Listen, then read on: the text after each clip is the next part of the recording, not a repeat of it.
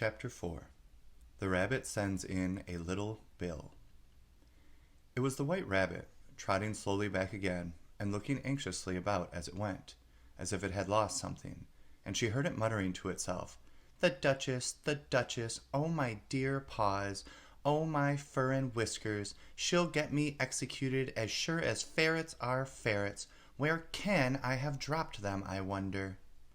Alice guessed in a moment that it was looking for the fan and the pair of white kid gloves, and she very good-naturedly began hunting about for them, but they were nowhere to be seen.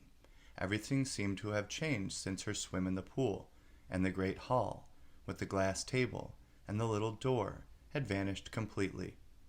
Very soon the rabbit noticed Alice, as she was hunting about, and called out to her in an angry tone, "Why, Mary Ann, what are you doing out here?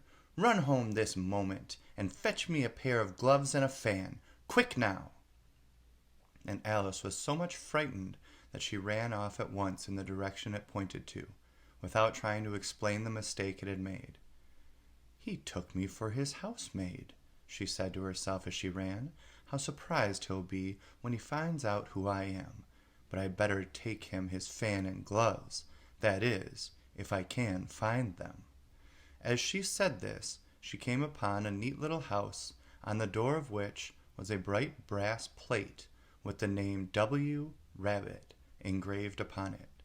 She went in without knocking, and hurried upstairs, in great fear lest she should meet the real Mary Ann, and be turned out of the house before she had found the fan and gloves.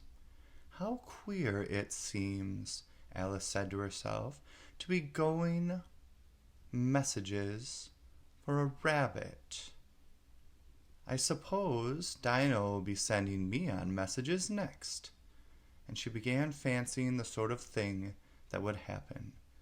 "Miss Alice, come here directly and get ready for your walk. Coming in a minute, nurse.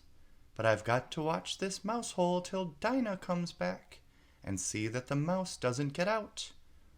Only I don't think," Alice went on, "that they'd let Dinah stop in the house if it began ordering people around like that." By this time she had found her way into a tidy room with a table in the window, and on it, as she had hoped, a fan and 2 or 3 pairs of tiny white kid gloves. She took up the fan and a pair of the gloves, and was just going to leave the room, when her eye fell upon a little bottle that stood near the looking-glass. There was no label this time with the words "Drink me," but nevertheless she uncorked it and put it to her lips.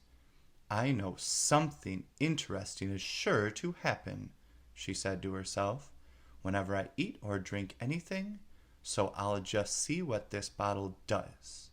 I do hope it'll make me grow large again. For real, I'm quite tired of being such a tiny little thing." It did so indeed, and much sooner than she had expected. Before she had drunk half the bottle, she found her head pressing against the ceiling, and had to stoop to save her neck from being broken. She hastily put down the bottle, saying to herself, "That's quite enough. I hope I shan't grow any more. As it is, I can't get out at the door. I do wish I hadn't drunk quite so much." Alas, it was too late to wish that. She went on growing, and very soon had to kneel down on the floor. In another minute there was not even room for this, and she tried the effect of lying down with one elbow against the door and the other arm curled round her head. Still she went on growing, and as a last resort she put one arm out of the window and one foot up the chimney, and said to herself, "Now I can do no more. Whatever happens, what will become of me?" Luckily for Alice, the little magic bottle had now had its full effect, and she grew no larger. Still it was very uncomfortable, and, as there seemed to be no sort of chance of her ever getting out of the room again, no wonder she felt unhappy. It was much pleasanter at home, thought poor Alice, when one wasn't always growing larger and smaller and being ordered about by mice and rabbits. I almost wish I hadn't gone down that rabbit hole. And yet, it's rather curious, you know, this sort of life. I do wonder what can have happened to me. When I used to read fairy tales, I fancied that kind of thing never happened, and now here I am in the middle of one. There ought to be a book written about me. That there ought. And when I grow up, I'll write one. But I'm grown up now, she added in a sorrowful tone. At least, there's no room to grow up any more here. But then, thought Alice, shall I never get any older than I am now? That'll be a comfort, one way, never to be an old woman. But then, always to have lessons to learn. Oh, I shouldn't like that.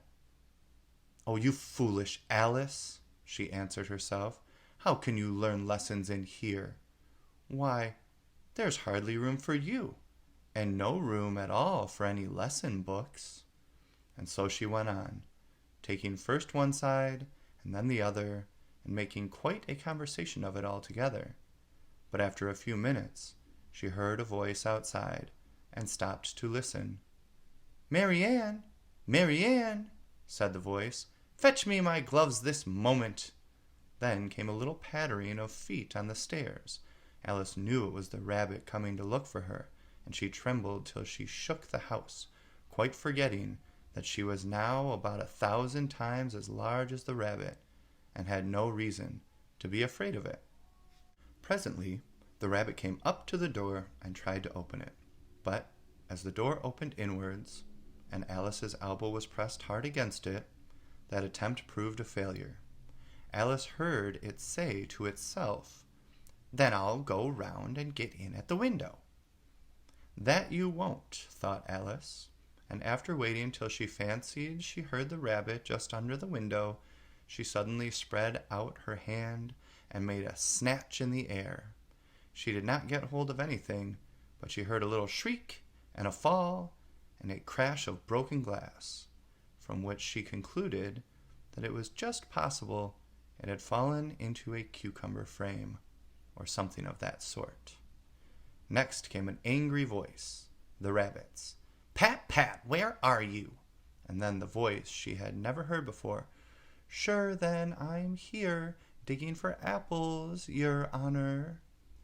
"Digging for apples, indeed," said the rabbit angrily. "Here, come and help me out of this." Sounds of more broken glass. "Now tell me, Pat, what's that in the window?" "Sure, it's an arm, your honor." He pronounced it arum. "An arm, you goose! Whoever saw one that size? Why, it fills the whole window." "Sure it does, your honor, but it's an arum for all that." "Well, it's got no business there. At any rate, go and take it away." There was a long silence after this, and Alice could only hear whispers now and then, such as, "Sure, I don't like it, your honor, at all, at all." "Do as I tell you, you coward." And at last she spread out her hand again and made another snatch at the air. This time there were 2 little shrieks, and more sounds of broken glass. "What a number of cucumber frames there must be," thought Alice. "I wonder what they'll do next. As for pulling me out of the window, I only wish they could. I'm sure I don't want to stay in here any longer." She waited for some time without hearing anything more. At last came a rumbling of little cartwheels, and the sound of a good many voices all talking together. She made out the words, "Where's the other ladder? Why, I hadn't to bring but one. Bill's got the other one. Bill, fetch it here, lad. Here, put 'em up at this corner.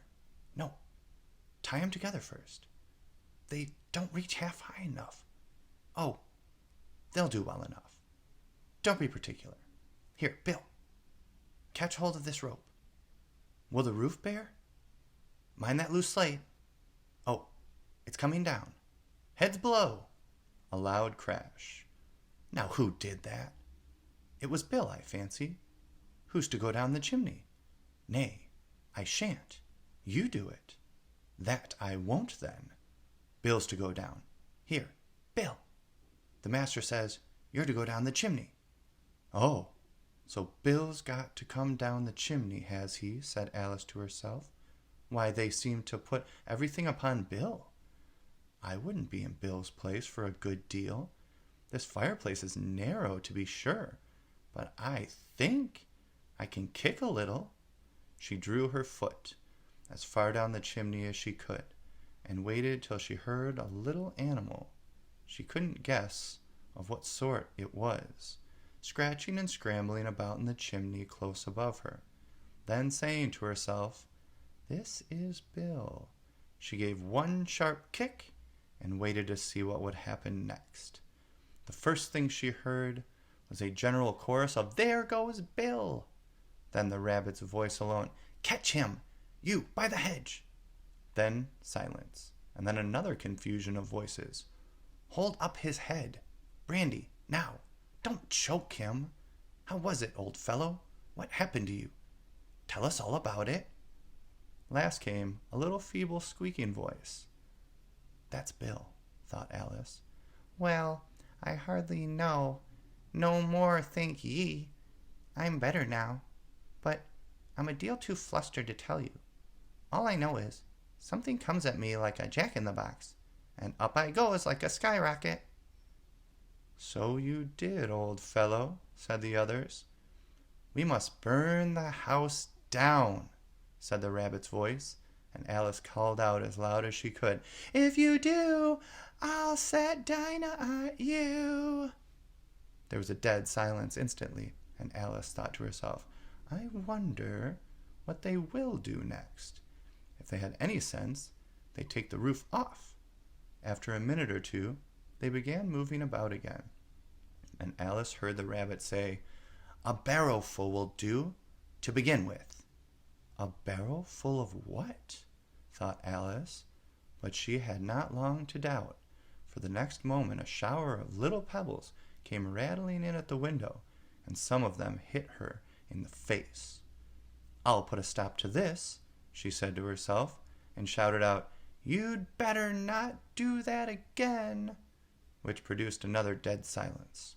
Alice noticed, with some surprise, that the pebbles were all turning into little cakes as they lay on the floor, and a bright idea came into her head.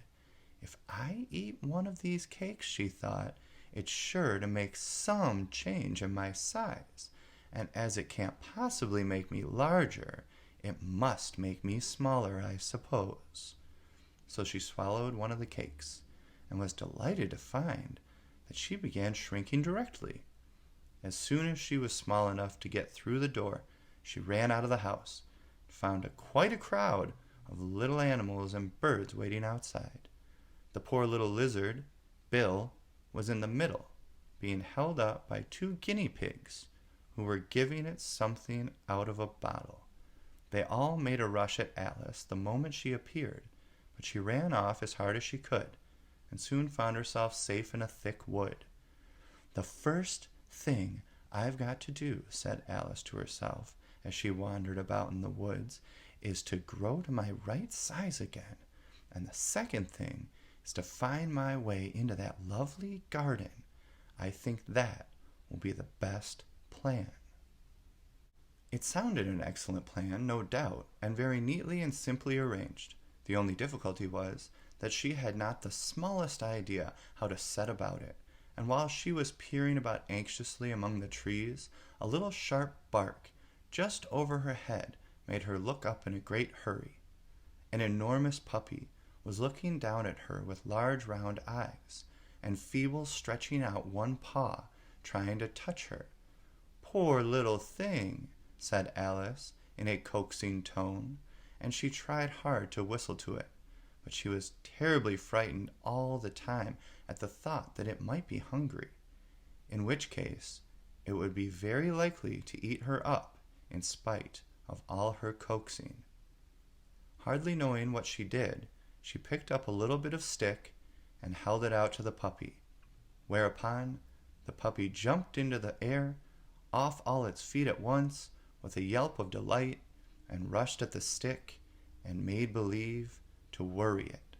Then Alice dodged behind a great thistle to keep herself from being run over, and the moment she appeared on the other side, the puppy made another rush at the stick, and tumbled head over heels in its hurry to get hold of it.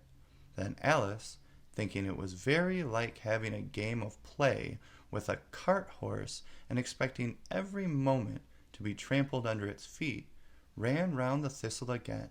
Then the puppy began a series of short charges at the stick, running a very little way forwards each time and a long way back, and barking hoarsely all the while, till at last it sat down a good way off, panting, with its tongue hanging out of its mouth and its great eyes half shut. This seemed to Alice a good opportunity for making her escape, so she set off at once and ran till she was quite tired and out of breath, until the puppy's bark sounded quite faint in the distance.